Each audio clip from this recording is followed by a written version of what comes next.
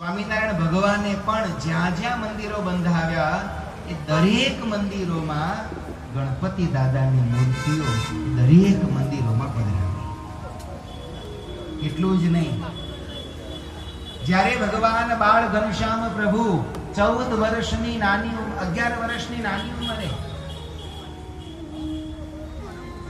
અયોધ્યાથી 7 વર્ષની વન વિચરણની યાત્રાએ નીકળ્યા, ત્યારે પણ સત્સંગી જીવનમાં સદગુરુ શતાનંદ સ્વામી લખે છે કે ભગવાને એક તો વર્ણી જેવો વેશ ધારણ કર્યો, પોતાના મખમલી જરિયાની બધા વસ્ત્રો ભગવાન ઘનશ્યામ મહારાજે ત્યાગી દીધા.